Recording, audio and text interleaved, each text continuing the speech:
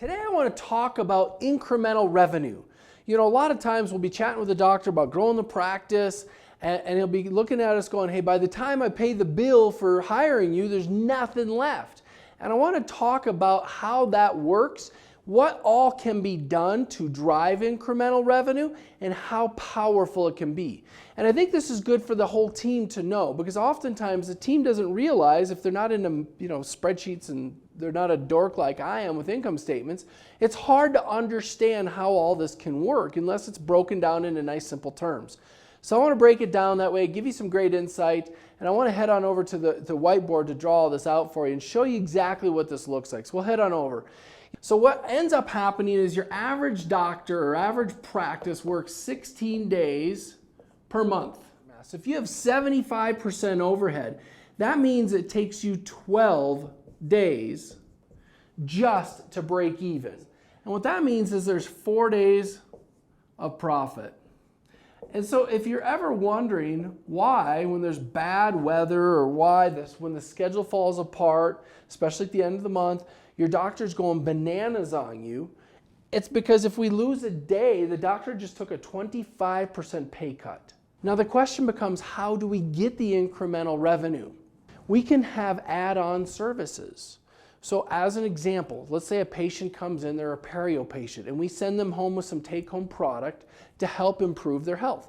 Now the overhead on that's kind of not inexpensive, right? The profit you make on selling a prescription tube of toothpaste isn't a ton, but it's something that's relatively easy. You have a patient in hygiene. What if you were to offer them whitening and they picked up a whitening tray? Great profit margin on that. Take-home products. Scheduling additional treatment. You know, this is where quadrant dentistry becomes so profitable.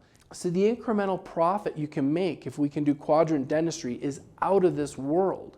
Way more efficient for the practice. Incremental profit is a wonderful thing.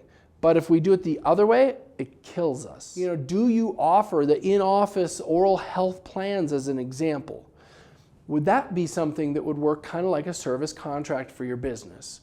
Now, I know we shot a show a few weeks ago on the in-office oral health plans or insurance plans, and you know, it's a fabulous, fabulous tool. If used as a marketing tool, it's even better.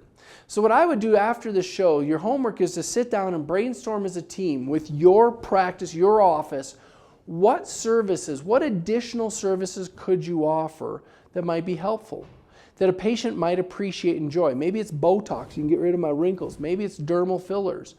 We have a lot of practices in a lot of states who can legally do those things. Maybe it's whitening, maybe it's take-home supplies, whatever the case is.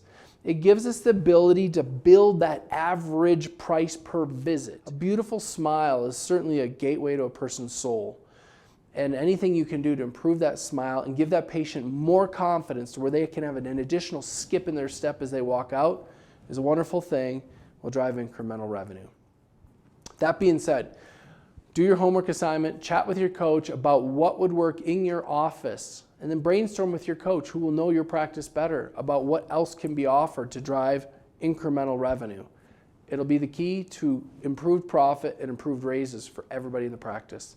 I look forward to seeing you 8 o'clock Mountain, 10 o'clock on the East Coast. Until then, have a wonderful week.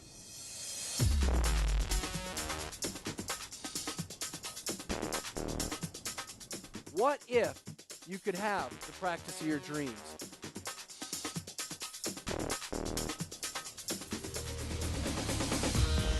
What's holding you back?